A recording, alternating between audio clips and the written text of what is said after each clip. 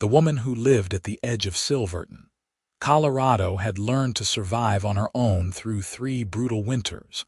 But when she stepped onto her porch that September morning in 1883 and saw 4 cords of firewood stacked with military precision beside her door, her breath caught in her throat like she had been struck.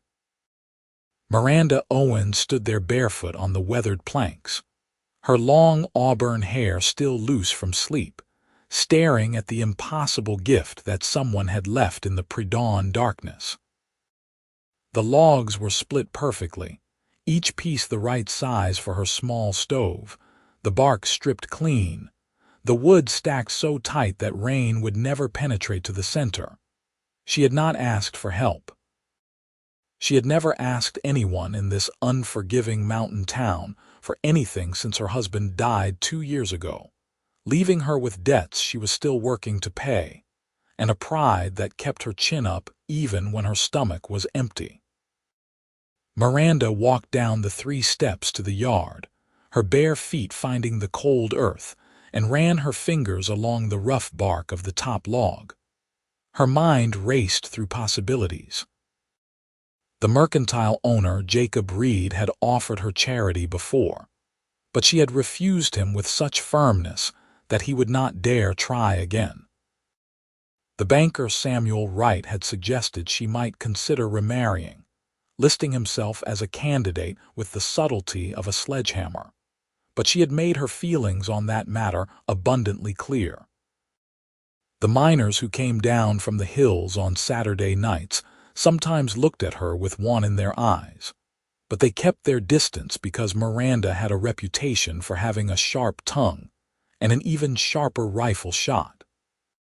She heard the sound of an axe then, distant but distinct, coming from the direction of the forest that climbed up the mountainside behind her property. The rhythm was steady and practiced, the kind of cutting that came from someone who had swung an axe for so many hours that the tool became an extension of their body. Miranda went back inside, pulled on her boots and her worn jacket, and tucked her hair into a hasty braid. She grabbed her shawl against the morning cold and walked toward the sound. The sun was just beginning to paint the peaks gold when she found him. He was tall and lean, working in the clearing where dead timber lay scattered from the previous winter's storms. His shirt was already damp with sweat despite the cool mountain air, his dark hair falling forward as he brought the axe down again and again with mechanical efficiency. She watched him from the tree line, studying this stranger who had appeared in her life uninvited. He looked to be in his late 20s, perhaps 30 at most, with the kind of weathered face that spoke of years spent outdoors. His movements held no wasted effort, no showmanship, just the quiet competence of someone who knew his work. When he finally paused to wipe his brow, she stepped forward. "Those cords by my door, that was you." He turned, and she found herself looking into eyes the color of slate before a storm. He did not seem surprised to find her there. "Yes, madam. I did not ask for your help." "No, madam, you did not." Miranda crossed her arms. "I do not take charity." "Not offering charity." He picked up his canteen and took a long drink. "Saw you needed wood, had the time and the tools. Seemed a waste not to use both." "What is your name?" "Vincent Thorne." He set the canteen down and picked up the axe again. "Been camping up near the ridge for about a week." "Moving through? A drifter? If that is what you want to call it." She should have turned around and walked back to her cabin. She should have told him to move along, that Silverton did not need his kind, that she certainly did not need his interference. Instead, she heard herself asking, "Where are you headed?" "Wherever the road takes me." He positioned another log and split it cleanly down the center. "Been working my way west since spring.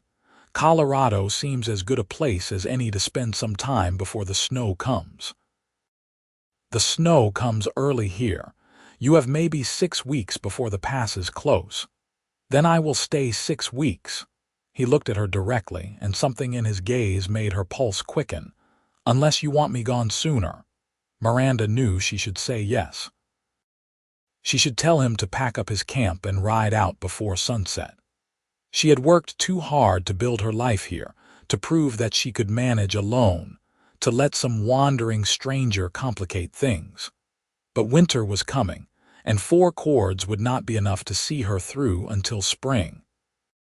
She needed at least 10 cords, maybe 12.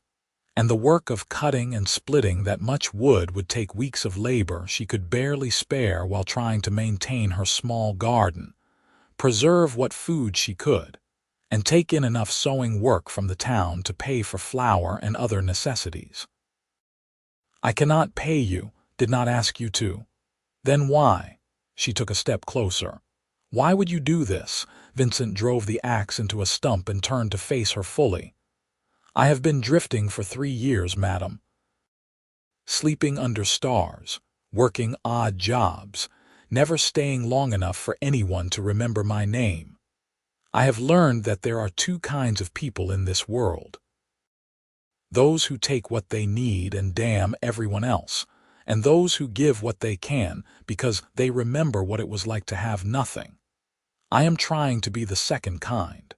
His honesty disarmed her more than flattery ever could. Miranda studied his face, looking for the lie, the angle, the thing he wanted in return. She found only exhaustion and something else, something deeper that she recognized because she saw it in her own mirror every morning. Loneliness. The kind that came from being completely self-sufficient because you had no other choice. "I am Miranda Owens. I run the cabin down there alone, have been for 2 years since my husband passed. I am sorry for your loss. Are you?" She surprised herself with the sharpness in her voice. Most people say that and mean they are sorry for the inconvenience of having to acknowledge death. "I lost my whole family to fever when I was 22. His voice was quiet but steady. "My parents, my 2 sisters, my younger brother, all gone in the span of 3 weeks. So when I say I am sorry for your loss, I mean I understand that the empty space where someone used to be never really fills back in. You just learn to walk around it." Miranda felt her throat tighten. No one in Silverton had ever spoken to her like this, with such plain truth. They offered sympathy wrapped in expectations, in judgment, in the unspoken pressure for her to move on, to remarry, to stop being an inconvenience to their sense of how the world should work. "I will make you breakfast," she said. "It is not much, but it is the least I can do for the wood." "You do not have to do that. I know, I want to." Something shifted in his expression, a softening around the eyes that made him look younger. "Then I would be grateful, Mrs. Owens. Miranda, if you are going to chop wood for me, you can call me Miranda, Vincent." He smiled, and it transformed his face completely. "Though most people who know me more than a day just call me Vince." She led him back through the forest to her cabin, acutely aware of him walking a respectful distance behind her. Her mind was already cataloging what she had in the larder. Eggs from her 3 chickens, some bacon she had been saving, fresh bread she had baked 2 days ago. It would be a decent meal, enough to fuel a man who had been swinging an axe since before dawn. Inside the cabin, she felt suddenly self-conscious about the simplicity of her home. 1 main room with a kitchen area, a small bedroom sectioned off by a curtain, a loft where she stored supplies. Everything was clean but worn, mended and remended, the furniture her husband had built now showing its age. Vincent stood by the door, not entering until she gestured him inside. Wash basin is there. Water should still be fresh from last night. He cleaned up while she got the stove going and started the bacon. The smell filled the small space, rich and savory. She cracked 4 eggs into her good pan and cut thick slices of bread. When she turned around, she found him standing by the window, looking at the small shelf where she kept her few books. "You read Shakespeare." "My mother taught school back in Ohio. She made sure all her children could read and cipher before we were 10. I brought those books with me when I married and came west. They are about the only things of value I own that I would never sell. I have not read anything but wanted posters and claims notices in longer than I can remember." He touched the spine of one volume gently, the way someone might touch something sacred. "Used to love reading when I was young. My father had a complete set of Dickens, probably lost now or sold off when they auctioned the farm." Miranda plated the food and set it on the small table. They sat across from each other, and for a moment, the domesticity of it struck her breathless. She had not shared a meal with anyone in this cabin since her husband died. The first few months after his death, neighbors had come by with food and company, but their visits had grown less frequent as she made it clear she intended to stay and manage alone. Now weeks would pass with no conversation beyond the necessary transactions in town. "This is fine cooking." Vincent ate with the careful appreciation of someone who had gone hungry enough times to never take food for granted. "Best meal I have had in months. It is just eggs and bacon. It is a warm meal at a table with a good person. That is not just anything." They ate in comfortable silence for a while, and then Miranda asked the question that had been building since she first saw him. "Why did you really leave that wood? You could have moved on. I would never have known you were camped up there." Vincent set down his fork and met her eyes. "I came down to the creek to fill my canteen 3 days ago. Saw you carrying water from the spring, 2 buckets at a time, walking that path over and over. Watched you splitting kindling with a hatchet that needs sharpening, working until your hands were bleeding. You never stopped, never rested, just kept working like if you stopped moving you would fall apart." She felt her face flush. "You were spying on me." "No, I was seeing you. There is a difference." He leaned forward slightly. "I know that kind of work, Miranda. That is not the work of someone who has help or hope.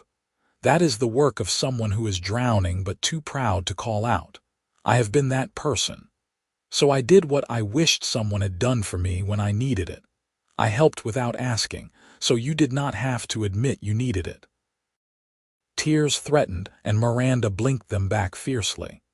She had not cried in 2 years, not since the day they buried Thomas. She had promised herself she would be strong, would survive, would prove that she could stand on her own. But sitting across from this stranger who had seen her struggle and responded with simple kindness, she felt something crack in the armor she had built around herself. "I have $8 saved." Her voice came out rough. "It is supposed to be for flour and beans to get me through winter. But if you need it more, if you are moving on, you should take it for the work you have done. Keep your money." Vincent stood and carried his plate to the wash basin. "I will cut you enough wood to see you through until spring. That is my offer. You feed me breakfast and maybe dinner now and then, and I will make sure you do not freeze when the snows come. When the work is done, I will move on, and you can go back to your life knowing you are prepared for winter. Why would you do this for a stranger?" He turned to face her, his expression serious. "Maybe because you are the first person in 3 years who has looked at me like I am a man instead of a problem. Maybe because I am tired of drifting and this feels like something real, even if it is temporary. Or maybe I do not know why and I am trying to figure it out myself. Does there have to be a reason beyond wanting to help?" Miranda stood, wrapping her arms around herself. "People do not help for nothing. There is always something they want in return. Then I am different from most people." He moved toward the door. "I will work until noon, then head back to my camp. If you change your mind and want me gone, just say so. I will pack up and be on my way before sunset." After he left, Miranda stood in her cabin feeling like the world had tilted slightly on its axis. She cleaned up from breakfast, moving through the familiar motions while her mind raced. She should send him away. She should protect the careful isolation she had built. But when she went outside an hour later to feed her chickens, she could hear the steady rhythm of his axe in the forest, and instead of resentment, she felt something she had not experienced in 2 years. Relief. The days fell into a pattern. Vincent would appear at dawn, leaving stacks of split wood by her door before heading up to the forest to cut more. Miranda would cook breakfast for both of them, and they would eat together as the sun rose over the mountains. He would work through the morning and early afternoon while she tended her garden, took in sewing from town, and managed the endless tasks of keeping her small homestead running. Sometimes she would bring him lunch at midday, sandwiches and cold water, and they would sit on the fallen logs while he rested. They talked about everything and nothing. He told her about growing up on a farm in Missouri, about learning to hunt and trap from his father, about the plans he had made to take over the family land before the fever took everyone. She told him about her childhood in Ohio, about marrying Thomas when she was 19, and following him west with dreams of striking it rich in the silver mines. About how he had died in a mining accident, crushed when a tunnel collapsed, leaving her with debts and a cabin that was barely more than a shack. "Why did you stay?" Vincent asked one afternoon about a week after they had met.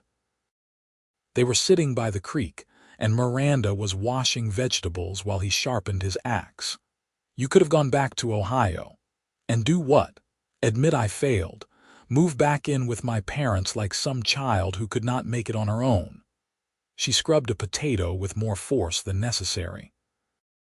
"I loved Thomas, but I also loved the idea of making something of ourselves out here. When he died, I could either give up on everything we had tried to build or I could figure out how to do it alone. I chose to stay. That takes a particular kind of courage. Or a particular kind of stubbornness. Some days I am not sure there is a difference." Vincent set down the whetstone and tested the edge of the axe with his thumb. "I think courage is just stubbornness with better press. Both mean refusing to quit when any sensible person would." She laughed, surprised by the sound. She could not remember the last time she had laughed. "That makes us both fools, then. You for drifting with no destination, me for staying when I should probably cut my losses. Fools together." He smiled at her, and she felt warmth spread through her chest that had nothing to do with the afternoon sun. Could be worse. As the second week passed, Miranda found herself looking forward to their meals together, to their conversations, to the simple pleasure of having another person to share the work and the days with.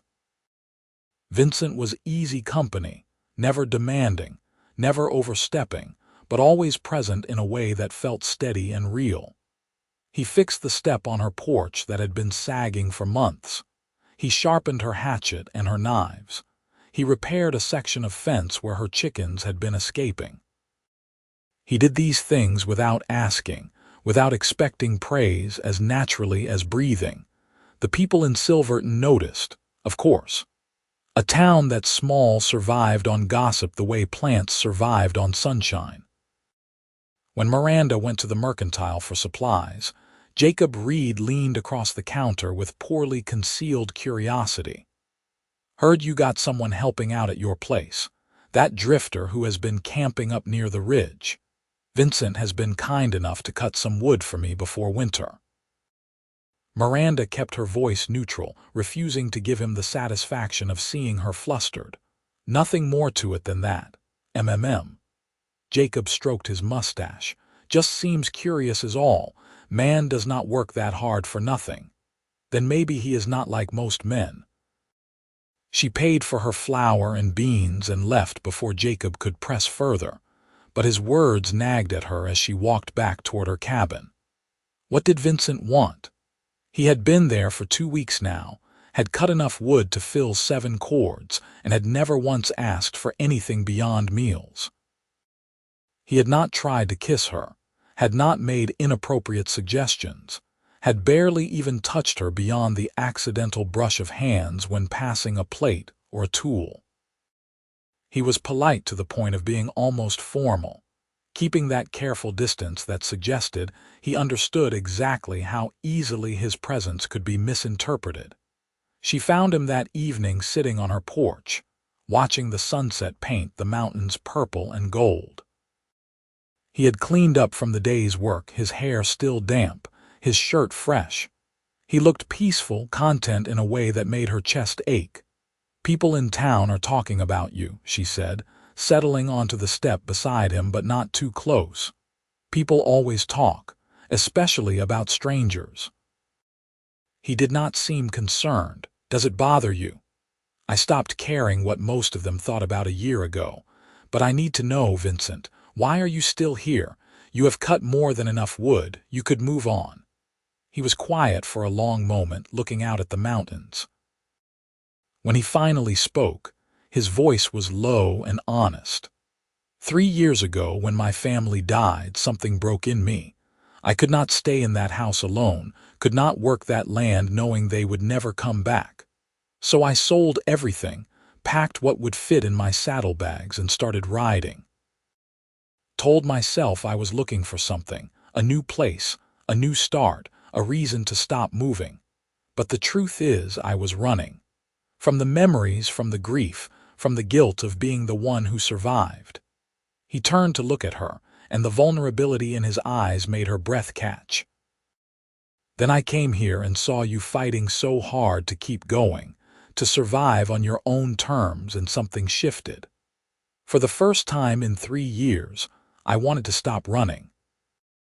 Not because I found some perfect place, but because I found someone who understood what it means to keep living when everything you planned for falls apart. You did not ask for my help, because you are too proud and too scared to let anyone see you struggling. I gave it anyway because I needed to remember what it feels like to be useful to someone, to matter enough to make a difference." Miranda felt tears sliding down her cheeks before she realized she was crying. "I am terrified," she whispered, "of needing you. Of getting used to having you around and then having you leave. Of feeling something again when I have worked so hard to feel nothing." Vincent reached out slowly, giving her time to pull away and wipe the tears from her face with his thumb. "I am terrified too. Of staying in one place, of letting myself care about someone who could die or leave or decide I am not worth the trouble. But I am more tired of being alone than I am scared of getting hurt. And if you feel even a fraction of what I am feeling when I look at you, then maybe we owe it to ourselves to see where this goes. What are you feeling when you look at me? Like I finally found the thing I did not know I was searching for." His hand lingered on her cheek, warm and steady. "Like maybe home is not a place but a person. Like I could stay in Silverton for the next 50 years and be grateful for every single day if you were in it." Miranda turned her face into his palm, letting herself absorb the comfort of his touch. She had been so strong for so long, had held herself together through sheer will and determination. But sitting here with Vincent, feeling his kindness and his honesty wrap around her like a blanket, she finally let herself admit the truth. She did not want to be alone anymore. She did not want to keep surviving when she could be living. She wanted mornings with someone who looked at her like she mattered. She wanted conversations that stretched into evening. She wanted to feel safe enough to be vulnerable, to laugh, to hope for something beyond just making it through another winter. Stay. The word came out barely audible. Not just to finish the wood. Stay because I want you here. Because when I wake up in the morning and see what you left by my door, I feel less alone. Because I want to know what it would be like to have someone choose me, not out of obligation or pity, but because they genuinely want to be here." Vincent leaned forward and pressed his forehead against hers, his breath warm on her face. "I choose you, Miranda Owens. I chose you the moment I saw you fighting so hard to keep going. I will stay as long as you want me here. What if I want you here forever? Then I guess I am done drifting." He kissed her then, soft and careful, asking a question with his lips that she answered by leaning into him. It had been so long since anyone had touched her with tenderness, since she had allowed herself to be anything other than strong and self-sufficient. The kiss deepened, and Miranda felt 2 years of loneliness and grief begin to crack open, making room for something new. Hope, want, the terrifying, exhilarating possibility of love. They broke apart slowly, both breathing hard. Vincent tucked a strand of hair behind her ear, his hand trembling slightly. "I should go back to my camp. If I stay here any longer, I will not want to leave, and you deserve better than having the town gossips turn you into a scandal. Let them talk." But she knew he was right. Silverton was small and judgmental, and she had worked too hard to maintain her reputation to throw it away for a single night, no matter how much she wanted to pull him inside and never let him go. "Tomorrow, maybe we should go into town together. Let them see that this is real, that you are not just some drifter taking advantage." "Will that make things harder for you?" "Probably. But I am done hiding and pretending I do not need anyone. If they want to judge me for caring about someone who has been nothing but good to me, then they can go ahead and judge." Vincent kissed her forehead and stood. "I will be here at dawn. And Miranda, thank you for taking a chance on someone like me. Someone like you. You are the best person I have met since coming to Colorado. Do not sell yourself short." She watched him walk into the gathering darkness, toward the path that led up to his camp. When he was out of sight, she went inside and stood in the middle of her small cabin, feeling like everything had changed. The space that had felt empty for 2 years now seemed full of possibility. She imagined Vincent here in the mornings, sitting at her table. She imagined winter nights spent by the fire, talking and reading and simply existing together. She imagined a future that was more than just survival. The next morning, Miranda woke before dawn and dressed carefully in her best dress, a simple blue cotton that she had mended so many times that the seams held more history than fabric. She brushed out her hair and pinned it up properly, studying herself in the small mirror that hung by the wash basin. She looked nervous and hopeful and terrified, all at once. Vincent arrived as the sun broke over the eastern ridge, and she could tell he had made an effort too. His shirt was clean, his hair combed back, his face freshly shaved. He looked at her like she was something precious, and Miranda felt her heart do a complicated flip in her chest. "You look beautiful." "You do not have to say things like that." "I know, I want to." He offered his arm. Ready to face the firing squad.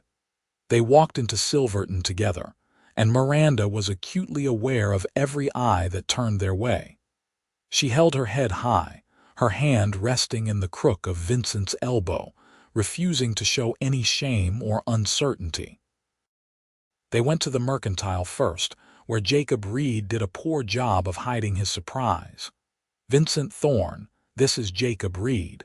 He runs the mercantile and knows everyone's business before they know it themselves." Jacob flushed but extended his hand.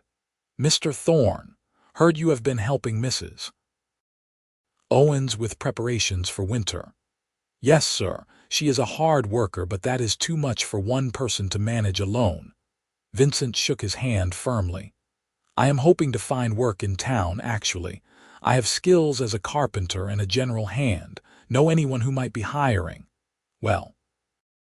Jacob stroked his mustache thoughtfully. "Samuel Wright has been talking about building an addition to his house before winter, and the church needs its roof repaired before the snow comes. You might talk to Pastor Green about that." "I will, thank you." They spent the morning in town, with Vincent introducing himself to the business owners and asking about work. Miranda watched him charm the skeptical townspeople with nothing more than honesty and a willingness to work hard. By noon, he had 3 jobs lined up, enough to keep him busy through October and into November. They bought supplies at the mercantile and had lunch at the small restaurant that served miners and travelers. "Look at you, joining civilized society," Miranda teased as they shared a plate of stew. "Are you sure you are ready to stop drifting? Completely sure." He covered her hand with his on the table, a public declaration that made her pulse race. "I found something worth staying for." Over the following weeks, Vincent split his time between finishing Miranda's wood supply and taking jobs in town. He built Samuel Wright's addition with such skill that 2 other families hired him for similar projects. He repaired the church roof, fixed a collapsing shed for the widow Peterson, and built new shelves for the mercantile. He became a fixture in Silverton, no longer the suspicious drifter but a valued member of the community. For Miranda, having him in her life transformed everything. He moved his camp down to her property, setting up a small tent near the barn she used to store hay for the winter. He did not presume to move into her cabin, understanding without being told that she needed time to adjust to having someone in her life again. But they spent their evenings together, cooking dinner and talking as the autumn darkness came earlier each night. He taught her how to properly sharpen an axe, and she taught him the sewing techniques her mother had passed down. They read Shakespeare aloud by lamplight, taking turns with the different voices, laughing at their dramatic interpretations. The physical distance between them became harder to maintain as the feelings grew stronger. There were stolen kisses in the barn when he came to help with chores. There were long embraces on the porch after dinner, both of them reluctant to say goodnight.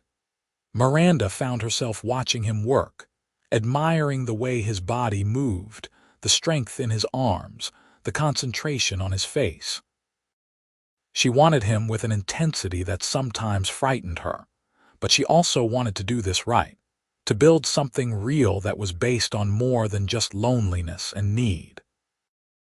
One evening in mid-October, as the first snow dusted the peaks above them, Vincent finished dinner and set down his fork with unusual deliberation. "Miranda, I need to ask you something, and I want you to think carefully before you answer." Her heart started pounding. "All right."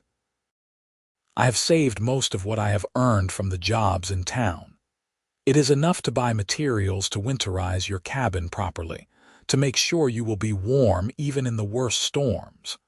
But I will not do it unless you tell me you want me to stay through winter. Not as a hired hand, not as charity, but as someone who is building a life here with you. Vincent." "Wait, let me finish." He reached across the table and took both her hands in his. "I know we have only known each other for 6 weeks. I know this is fast, maybe too fast. But I also know that I am more certain about you than I have been about anything since before my family died. I want to be here when the snow comes. I want to spend long winter nights reading with you by the fire. I want to wake up knowing you are safe and warm. And when spring comes, I want to still be here, helping you plant a garden and fix whatever breaks and build whatever you need. I want all of it, Miranda. I want a life with you." Tears were streaming down her face again, but this time they were not tears of grief or fear. They were tears of overwhelming relief, of joy, of the stunning realization that she was not alone anymore. "I want that too. I want all of it. I want you here through winter and spring and every season after that. I want to build a life with you, Vincent Thorne.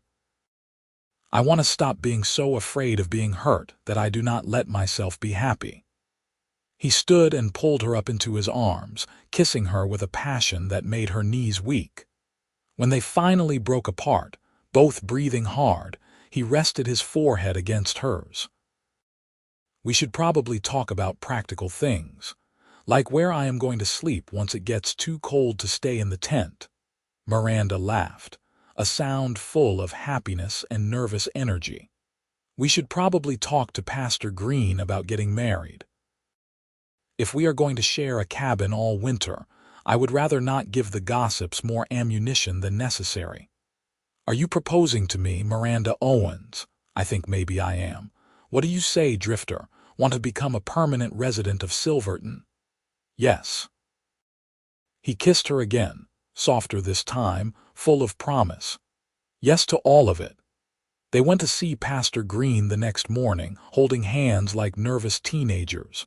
The pastor was a kind man in his 60s who had baptized, married, and buried half the town. He listened to their story, asked them questions about their intentions and their faith, and finally nodded his approval. I can marry you at the church this Sunday, if that suits you.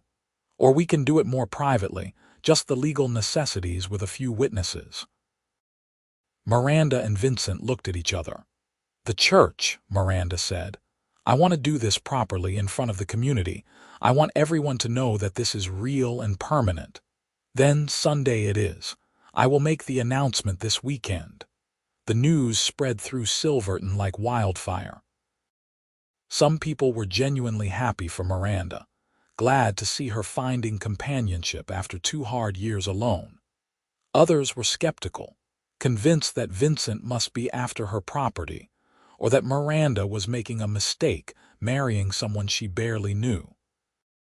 The widow Peterson, a sharp-tongued woman in her 70s, cornered Miranda at the Mercantile 2 days before the wedding. You sure about this, girl? That man has been a drifter for years. What makes you think he will stay when things get hard? Miranda met her eyes steadily. Because he already stayed through the hard parts. He saw me struggling and helped without being asked. He has been nothing but honest and kind and hardworking since the day he arrived. And more importantly, he makes me happy. Is that not reason enough? The widow studied her for a long moment, then nodded slowly. Fair enough. Happiness is rarer than gold in these mountains. If you found it, hold on tight. And if he turns out to be a scoundrel, you come tell me. I will shoot him myself. Miranda laughed despite her nerves. I appreciate that, Mrs. Peterson. The wedding was simple but beautiful. Miranda wore a dress she had sewn herself from fabric that Vincent had insisted on buying, a soft cream color that made her hair look like fire in the autumn sunlight streaming through the church windows. Vincent wore a new suit that fit him properly, his dark hair neatly trimmed, his eyes bright with emotion as she walked down the short aisle toward him.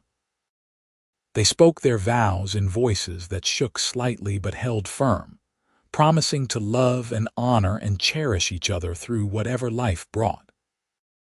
When Pastor Green pronounced them husband and wife, Vincent kissed her with such tenderness that several women in the congregation dabbed at their eyes with handkerchiefs. The whole town turned out for the celebration afterward, a potluck dinner in the church hall with music and dancing.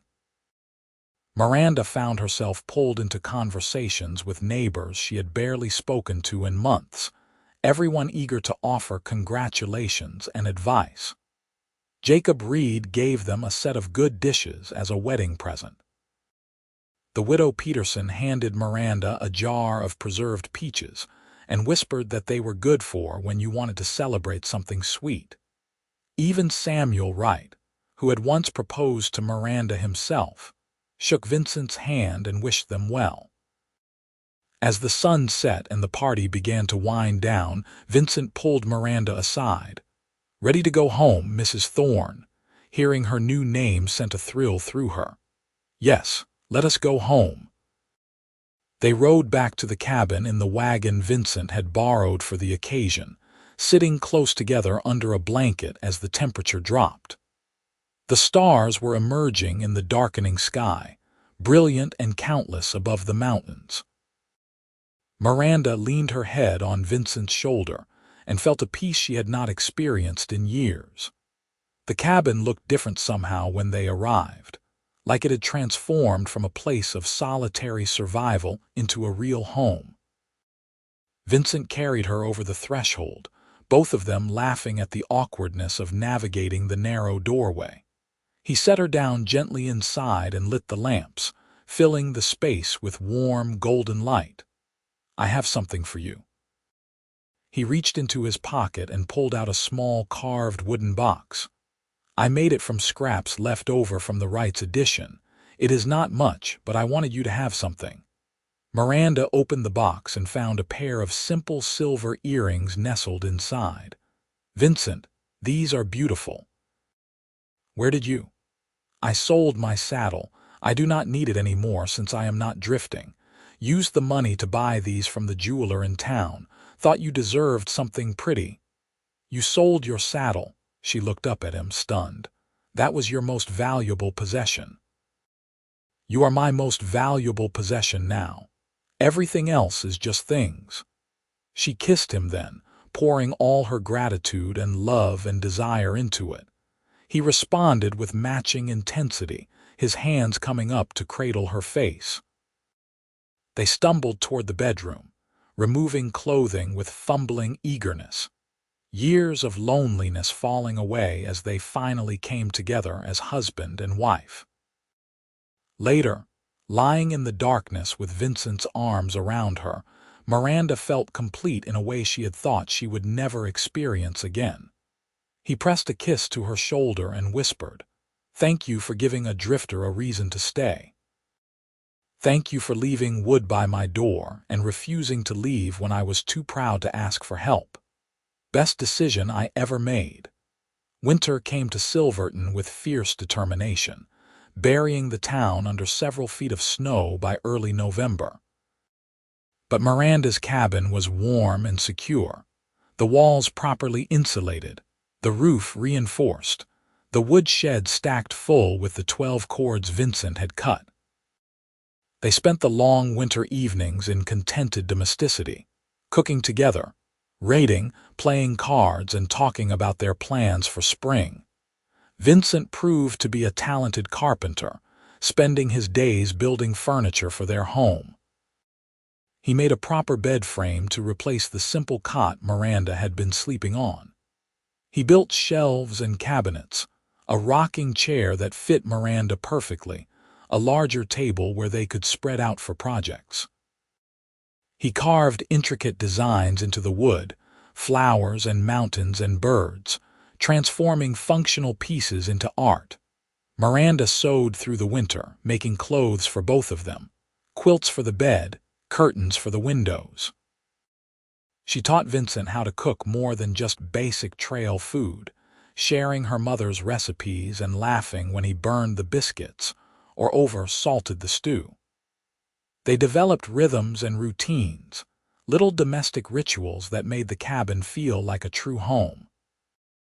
On Christmas Eve, Vincent surprised her by pulling out a small pine tree he had cut and hidden in the barn.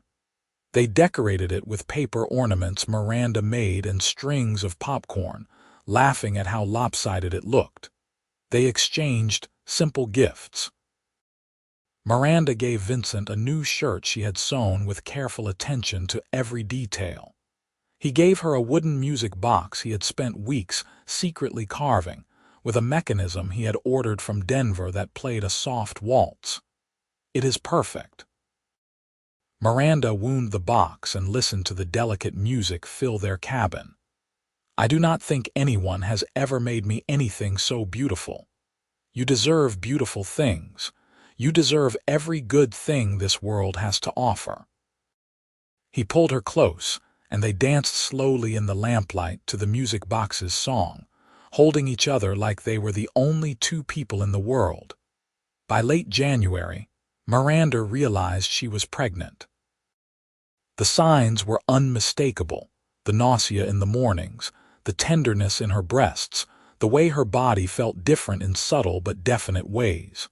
She told Vincent one evening after dinner, nervous about his reaction despite knowing he would be happy, "I am fairly certain I am carrying a child." Vincent froze in the middle of drying a dish. Then he carefully set down the plate and turned to her, his face a mixture of joy and fear. "Are you sure?"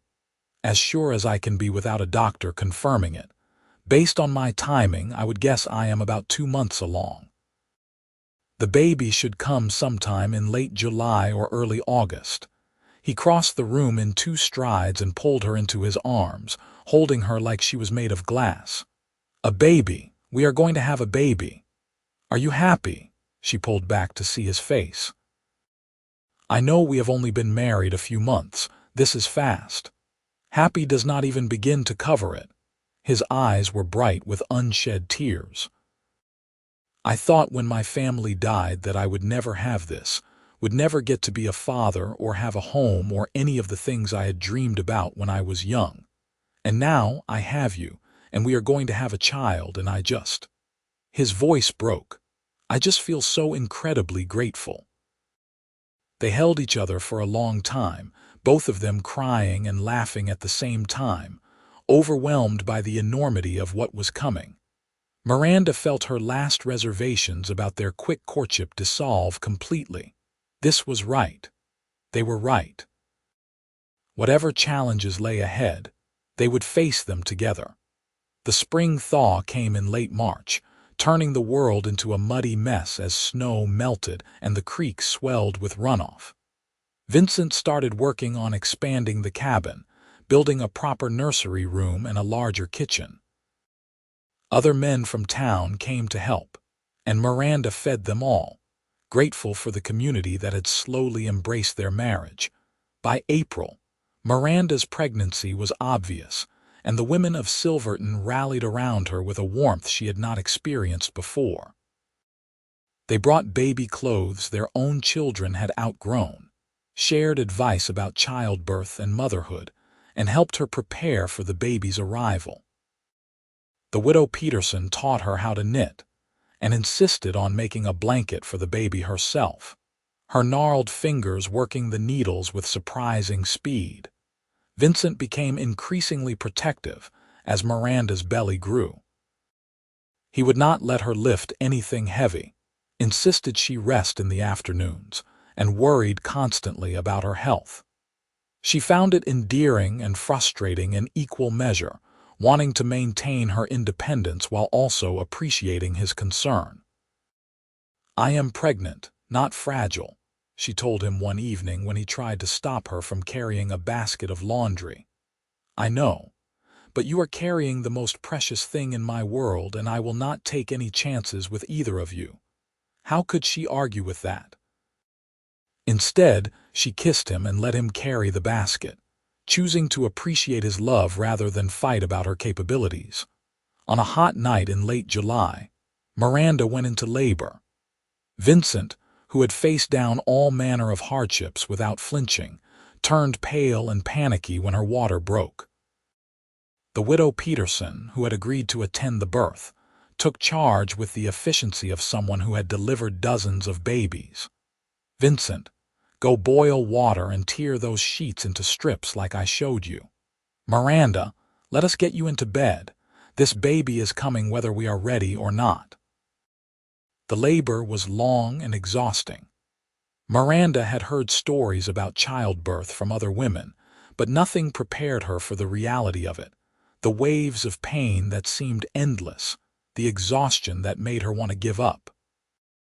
But every time she felt like she could not continue, Vincent was there, holding her hand, wiping her face with cool cloths, telling her how strong she was and how much he loved her. Just before dawn, when the sky was starting to lighten in the east, their son was born. The widow Peterson placed the squalling infant on Miranda's chest, and she looked down at the tiny red face and felt her heart expand in ways she had not known were possible. "A boy," Vincent whispered, tears streaming down his face. "We have a son. What should we name him?" Miranda stroked the baby's dark hair, marveling at the perfection of his tiny fingers. Vincent was quiet for a moment. "My father's name was Marcus, and your father, Oliver. Marcus Oliver Thorne." He tested the name, then nodded. "It is strong, solid, good." The baby, who they started calling Mark from the first day, proved to be a healthy, loud infant with strong lungs and opinions about everything. Miranda discovered that motherhood was simultaneously the hardest and most rewarding thing she had ever done. The sleepless nights, the constant feedings, the worry that accompanied every cry left her exhausted. But watching Vincent with their son, Seeing the gentleness in his strong hands as he changed diapers and rocked the baby to sleep made her fall in love with him all over again. "You are a natural father," she told him one night as she watched him walk the floor with Mark, soothing the fussy infant. "I am terrified every single moment that I am doing something wrong, but I love him so much it physically hurts. Is that normal?" I think that is exactly what being a parent is supposed to feel like. The first year of Mark's life passed in a blur of milestones and precious moments. His first smile, his first tooth, the day he rolled over, and the day he started crawling. Vincent continued to take carpentry jobs in town while also helping Miranda manage their growing homestead. They acquired more chickens, a dairy cow named Betsy, and a vegetable garden that produced more than they could eat, allowing them to sell the surplus in town. By the time Mark was walking, Miranda found herself pregnant again. This time she knew what to expect, both the challenges and the joys. Their second son, James William, was born in the spring of 1885, an easier birth than the first but no less miraculous. Mark, who was not quite 2, was fascinated by his baby brother, wanting to touch and kiss him constantly. With 2 children, the cabin that had once felt spacious began to feel crowded. Vincent spent the summer of 1885 building a proper house on their property, a 2-story structure with 4 bedrooms, a real kitchen, and a parlor where they could gather as a family. Other men from town helped with the raising, and Miranda organized meals for the workers, creating a barn-raising atmosphere that brought the whole community together. When they finally moved into the new house in early September, Miranda stood in the kitchen and cried. The space was beautiful, with windows that let in abundant light, a stove that worked perfectly, and enough room for her growing family. She thought about the desperate, lonely woman she had been 2 years ago, struggling to survive in that tiny cabin. She thought about Vincent appearing in her life like an answer to a prayer she had not known how to voice. "What are you thinking about?" Vincent came up behind her and wrapped his arms around her waist, careful of her still recovering body from James's birth. "About how much has changed. About how you chopped 4 cords of wood without being asked and left them stacked by my door at dawn. About how that one act of kindness changed everything. I was a drifter looking for a reason to stop running." He kissed the side of her neck. "You were a widow trying to prove you did not need anyone. We were both wrong about what we needed." What did we need? Each other.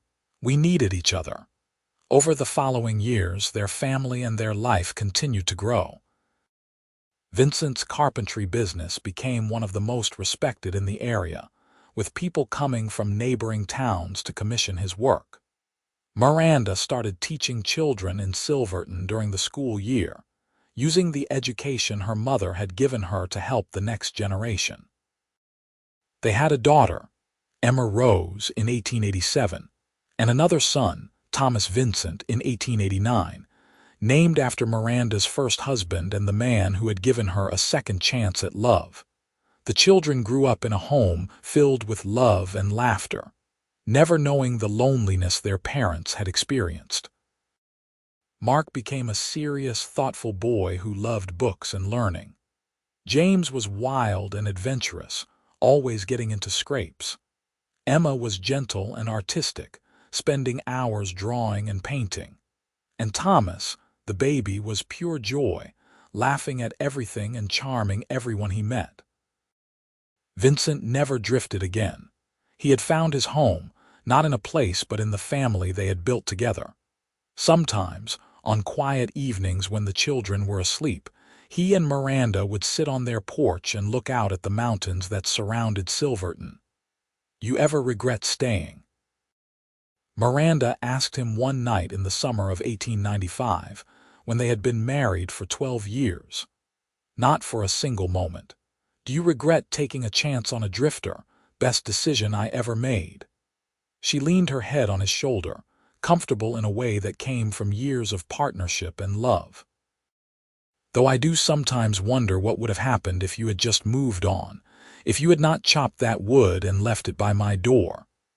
I would have missed out on the best years of my life. I would have kept drifting, kept running, kept being alone. He took her hand and brought it to his lips. But I did not move on.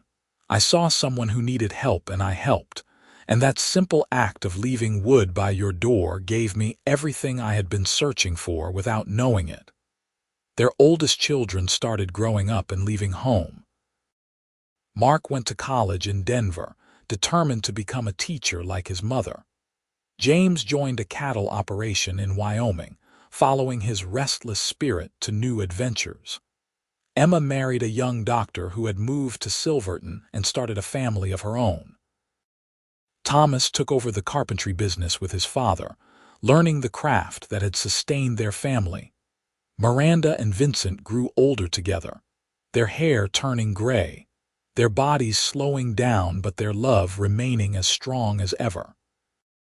They celebrated their 25th wedding anniversary in 1908, surrounded by their children and grandchildren, the house bursting with noise and life. The widow Peterson, now in her 90s and still sharp as a tack, cornered Vincent during the party. "You turned out all right, Drifter." "Proved me wrong." "Did you doubt me, Mrs. Peterson?" "Of course I did. It is my job to doubt people until they prove themselves, but you proved yourself every single day. Not many men would have done what you did, would have stayed when staying was hard. Leaving would have been harder. Leaving her would have been impossible." As the years continued, Vincent and Miranda settled into the rhythm of older life. Their children visited regularly, bringing grandchildren who filled the house with energy and chaos. They maintained their routines, reading together by the fire, working in the garden, taking walks through the mountains that had witnessed their entire love story. In the spring of 1918, when they had been married for 33 years, Vincent fell ill. It started as a cough that would not go away and progressed into something more serious.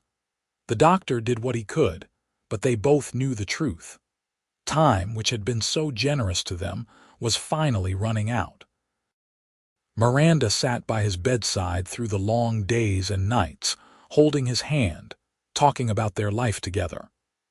Their children came home, gathering to say goodbye to the father who had loved them so completely. On a quiet April morning, with Miranda holding his hand and their family surrounding them, Vincent looked at her with eyes that still held all the love they had shared. "Thank you," he whispered, "for everything, for taking a chance on me, for building this life with me, for being my home. Thank you for staying, for seeing me when I was invisible, for loving me when I had forgotten how to love myself." Miranda leaned down and kissed him gently.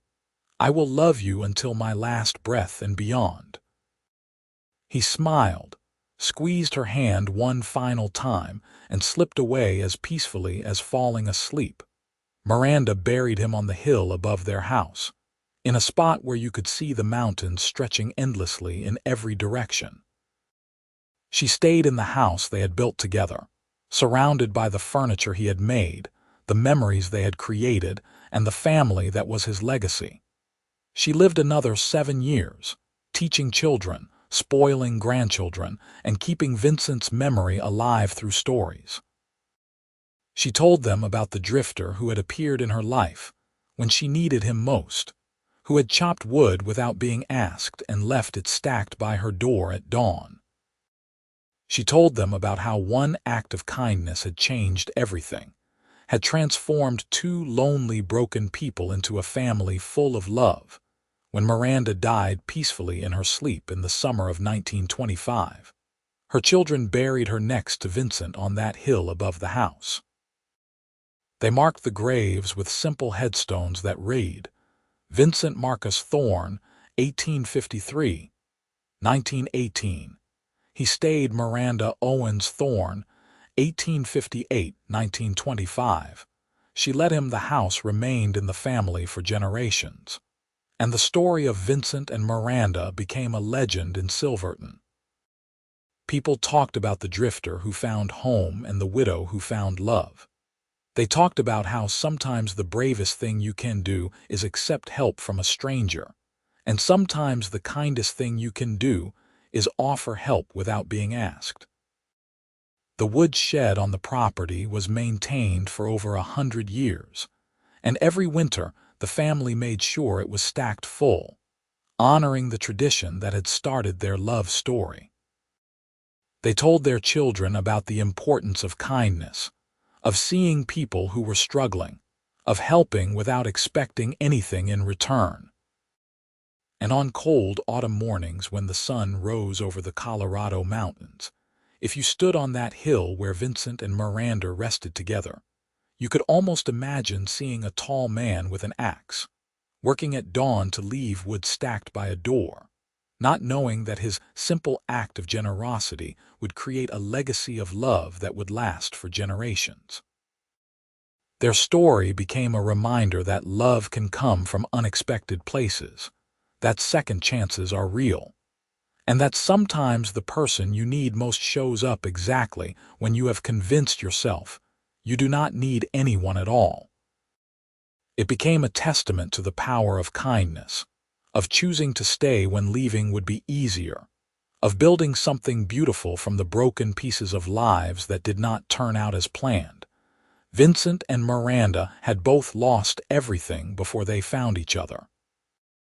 But in finding each other, they discovered that home was not about the place you lived or the things you owned. Home was waking up next to someone who chose you every single day. Home was building a life that honored both the past and the future. Home was knowing that no matter how hard things got, you would never have to face them alone. And it all started with 4 cords of firewood, chopped by a drifter who saw a woman struggling and decided to help, left stacked by her door at dawn as the first rays of sunlight touched the Colorado peaks. A silent promise that became the foundation of a love story that would last a lifetime and echo through the generations that followed.